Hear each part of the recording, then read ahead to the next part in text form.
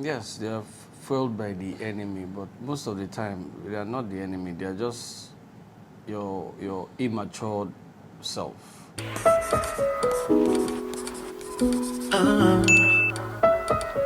Action. Hi people, welcome to my channel. My name is Chinyere if you're seeing me for the very first time, and I have my lovely husband in the building. We're going to be talking about a couple of things that we have done to improve our marriage. I think individually and maybe, speaking about the other person. So I'll talk about, as we go along, I'll talk about the things that I think I have worked on to improve the quality of this marriage. You can come in and then say, okay, I don't think you've done this, I don't mind. And if you see something that I feel like you have not worked on properly, I would also come in. So let's just get right into it. Do you want to start first? Because I have some of my points written down here. Why are you looking into my phone now?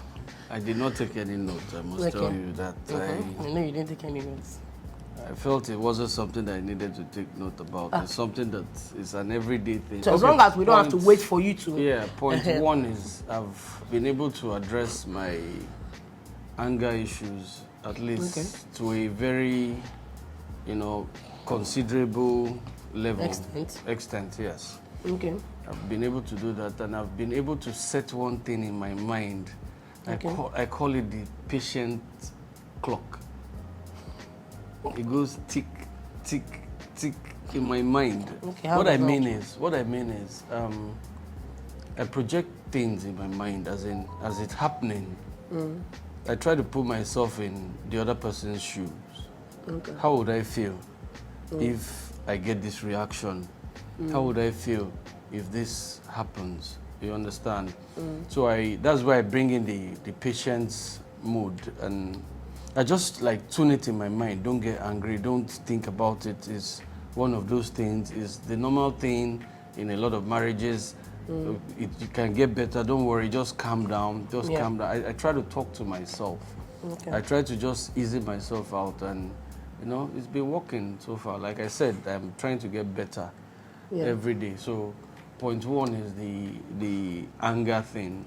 I know it used to be a lot of problem between me and you. Yeah. It's not like I feel like getting angry. It was just a part of, a part of my ego then. So I had to work on tuning down my ego as much as possible. A lot of men don't know how to manage their ego. They forget that marriage is different from relationship.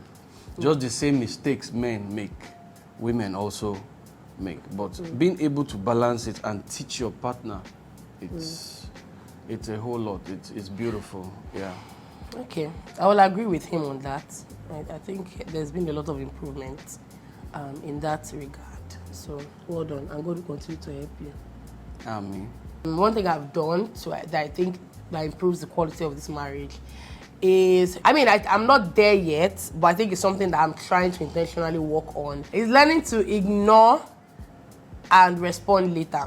I don't know if you think it's something that you've noticed that I do. Yes, it's good. And like I said, I'm still kind of battling with it. I remember my friend, she would always ask me, do you snap? Like, is snapping something that comes naturally to you? Because something happened and she was trying to figure out if it's something that happens with me when it comes to even other people, like my children and all of that. So I do think that when something happens, it's very easy for me to snap at that moment. Maybe it's a different version of your patience clock, where I'm telling myself, okay, just calm down. I just need a few seconds to not respond immediately after the person's action. That is all I need to just calm down, and then maybe respond in a different way, that may not trigger the person's emotions in any way. So I think that's one thing that I've started learning to do as well. Yeah, and that's a good thing for you to have been able to see it. You know? You saw it and you knew that this was something that was deficient, and you worked on it. Yeah. So it's very nice. But I also noticed that the other person might start looking stupid, because it happened once where he came in and he said something, and I was just like, calm down. I'd rather not say anything, and he kept on asking asking me that question. Like, I'm asking you this. I'm asking you this. And I did not answer. And I think when he walked out and came back in, he was like, why are you making me look stupid? I'm asking. Then I had already calmed down. And I answered. I think maybe I just threw like humor into my response or something. Or I laughed. Or so when that happened, I now felt, okay, yeah, you know, I think my efforts, you know, working on this is yielding good fruits, if I'll put it that way. Marriage is a continuous work. You just have to keep working to make yourself better. You have to understand that there is no perfect marriage. I will keep saying this thing. There is no perfect marriage. Even the so-called glorious men of God, they have some things they do that their wives might not like, may not be able to tell them. Yeah. And that is not good when your partner is hiding your feelings from you. Yeah. It now becomes like a slave master kind of marriage. And there will be a lot of like built up resentment. Yes, and who notices it later on are the kids. And you might not know. You might think you're being good. Yeah, or your marriage is... Or your marriage, you're just... But with time, the kids are going to pick it. Yeah. And when they pick it, they will use it to want to try to correct their own in future. That my mom or my dad was a fool. They see it. You might think they don't see. They actually see those things. Yeah, that's true. Yeah. That's true. High five. I don't know if you came across this post. I think on Twitter, where this guy was talking about how himself and his wife, I don't remember the story, I don't remember what the story was about, but more like there was something that happened that brought up a fight between himself and his wife.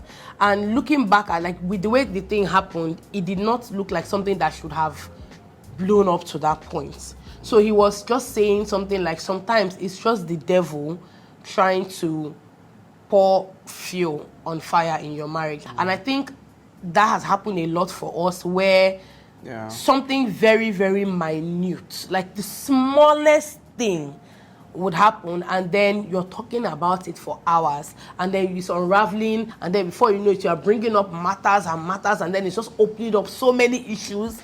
And I remember a couple of days ago, my husband came back and he said something. I think he came in, I was working on my computer. I knew when he came in, so I looked back and I said hi to him. But when I looked back to greet him, he was looking down on his drawer. So by the time he was ready to look up, he didn't see that I turned back. So he was like, I came in, you didn't even say anything. I said, I actually turned back to say hi to you. I greeted you. And then my husband was like, oh, no, I didn't see you. And I said, do you want to start arguing about whether I don't know whether I turned back? I don't know whether I no turn back. And it was becoming almost like a back and forth thing. And I said, you see, now devil, sometimes these things are fueled by the enemy. And you need to know when to cut it off, cut it off. Yes, they are fueled by the enemy, but most of the time, they are not the enemy. They are just your immature self most of the time, because there are things that you're supposed to just, like, maybe this person is having a bad day. Listen now. Maybe this person is having a bad day. Maybe this person heard something that the person is not happy with. You just have to. That's where the balance. I get, but not every. I know it's not every time. I know it's not every time. Yeah. I'm not just talking about our own situation. I'm talking generally. Okay, but you know that. So I feel like some things are actually spiritual. Yes, 50% of the time. Now you have. Where do you come up with the calculation? Not even 20% of the time is just sheer stupidity. Your calculation is not right. 30% of the time is immaturity. Okay, so bottom line is sometimes it's immaturity. Most of the time it's immaturity. Okay. Because if you can control your mind, if you can control your emotions, you can control a lot of things. You're good in sending me very well. If I'm good in sending you. See, Dali, help me do this. Dali, help me do that. Dali, help me do this. Dali, help me do that. I always do them for you. I find this statement very weird. Why? Because I always do them. I'm not But when it comes to you... Wait, I don't understand. Let me ask this question. And I do it without, I don't see anything. No. Let me ask. Or maybe I leave something in the toilet. Maybe. Is that how you've improved your marriage? Because that's the topic of today. Well, how have you improved your? Yeah, these are little things. So how, in this case now that you just mentioned, how has it improved? How does it blend into like the topic of today? I don't take it personal again. You're annoying. Okay, but do you really think I send you as much? You might not. See, I don't think so. Darling, I'm not. The sender doesn't know most of the time. It's the sendee. That's now they run the errand. Now they run the errand. But I really don't think that I send you as much. I think it's just a few times you do stuff. See, I think you're not used to me asking you to do stuff for me. So when I ask you to do stuff for me, you now realize that, oh, but this girl don't Okay, let send me me put it message. this way. Is it because I mentioned it? That's why you think that you don't do it, that you're No, not because really... I'm not, I'm not, See, you I won't like know. to think that I... These no, are things that you I like, will not no, know. I like to think that I am very, very self-sufficient. That's your own Where opinion. for me to... Yes, you are. Ask I know that you for are, me to but... ask you to do something for me, me say, maybe you don't too hook me or I'm just tired. So when you're saying it, you're making it look as if I do it all the When time, I say these as things, often. I'm not saying major, like, messages. Like, you go, I forgot to turn off the light. You go and turn off this thing. Go and do this one. See, the water, this, that. Those, you might not know. They are there. Okay, so you don't take it personal again. I don't take, you don't take it personal. like, you don't take it personal. That I used to take it personal. That, but if it's me that sent you now, that told you to do this, that tells you to do this thing, you start, you'll be giving me one funny look like that. Whatever. So I think another one for me would be when it comes to raising the children and like sharing different opinions. Because with raising of children, nobody told us when we were getting married that we're not going to want to raise the children the same way. Our values may be similar, morals and everything, but like the pattern of the ways we want to do things might be different. First of all, because we're raised in two different homes, we come from two different backgrounds. When it comes to, some things I want to do for our children, our opinions sometimes can clash. And there have been times when my husband would mention something and I would get very defensive because I'm like, but I know what I want for this child. Like, this is what I want for this child. He will not want bad for his child, right? It's better to maybe approach it from an angle where it's like, okay, I know that we both want the best for our child, but like, how do we work together and make this thing work? I think that's also still something that I'm battling with. I do think that my husband has to meet me there when it comes to very modern parenting. I think that he kind of has to catch up. I really think he has to really catch up. But I want to know if, when I mention these things, especially when it comes to parenting of today, if they actually make sense or if it just looks like I'm just throwing out my opinion and I just want you to go with my opinion. I understand the modern day parenting skills and all that. But there's one thing that you can't take away, and those are the things that help me later on in life, is discipline. Discipline in the sense that the child has to know where they are coming from. I feel like there's a misconception about modern parenting, and it's similar to how people think feminism is. There's such a misconception about it, because when you say modern parenting, it makes it look as if, when you say modern parenting, now talking about discipline, it almost makes it look as if we are not disciplining our children. Sometimes I feel they have too much screen time. Okay. And I try to make them reduce that screen time and do some other things, but you are on the other side of it. I know I should let them have that time. What you mean screen time? You mean their tabs? You mean TV? Yes, TV, their tabs. Sometimes they don't use their tabs during the week, so where is the screen time? They use their tabs weekend. Those children can watch television for Africa. They are not doing bad, finally. So when you say screen time, what do you mean by screen time? What do I mean by screen time? Like reducing their screen time? Yes. So how? Maybe other engagements, like physical engagement, like they're reading their books. It's not as easy as you people say it is. You might have a better approach to these things. My own approach to it might be archaic, but we have to meet in the middle, like you said. So I get you. So I think it's not just about saying it. It's also, what do you intend to do? Because to be honest, it's very easy for a parent to say, go and read your book.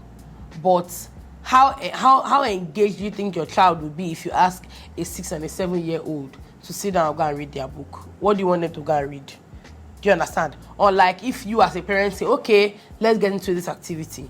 Let's do this. Okay, bring your coloring book. Okay, bring that workbook. Exactly. Let's work on it together. When you just dish out the instructions, they go and read your book. There's a thin line between forcing a child to read and them eventually hating school and hating to read. But when you kind of give them the option to know that, okay, let's try and create a balance. You don't have to bury yourself in your book 24/7, but you can create time for it. Like I was telling Grace, I feel fulfilled when I work really hard and then I gift myself free time. I was just pointing out to her, talking about how, you know, you can reward yourself with screen time. You can reward yourself with TV by just saying, I want to make sure that I finish this book today.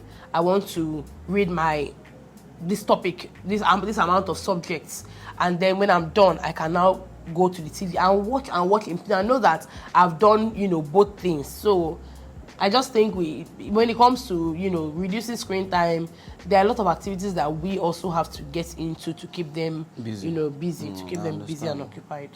I wanted to say something about attention. Okay. You know, you like attention very well.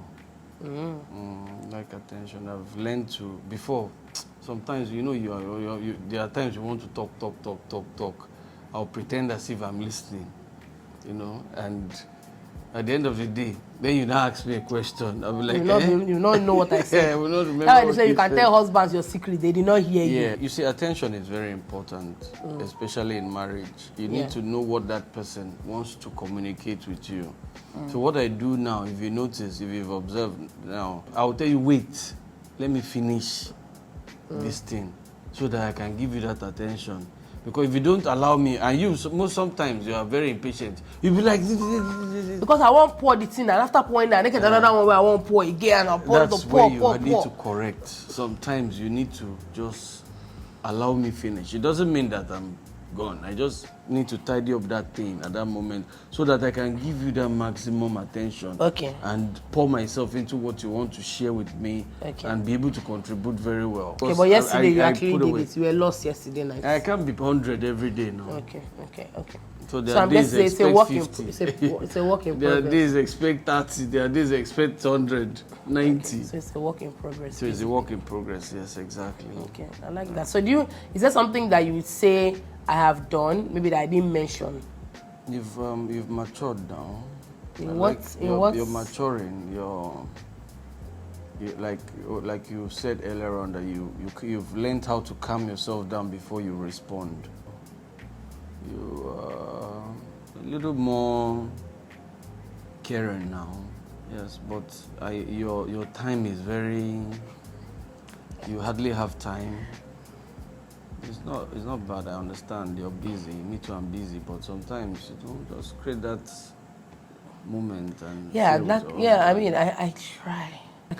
All of this I'm doing is to create moments for tomorrow, for artists to have some free time tomorrow, to have some free time this evening. So I'm like doing back-to-back work just so that everything is. And I feel like our children are away for such a short period of time. So that's another thing, because if they were not away, like now that they are gone, that we could have had time to ourselves. I feel like I'm not trying to load up on all the work I have to do so that when they come, I would have, you know. So it's not easy. So one thing I think I would say you have improved on that you did not mention is I think that you are a lot, I don't know if the word is looser. You're not as rigid with a lot of things as you used to be. And when I say rigid, I mean things, activities, opinions. There used to be a time when my husband's conversation that you know how people that are like stuck on what they know. I'm still stuck on my political beliefs.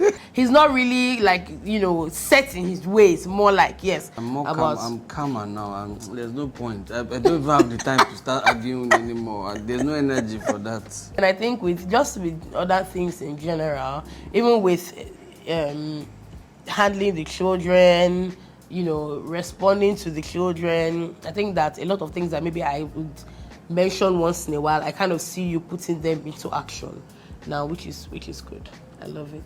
Thank you. Well done. Oshe. So I hope you guys enjoyed this video. It was fun doing it. We're actually home alone, no kids. Can you hear that sound? It's the sound of what? No children. We're feeling like, what are we feeling like?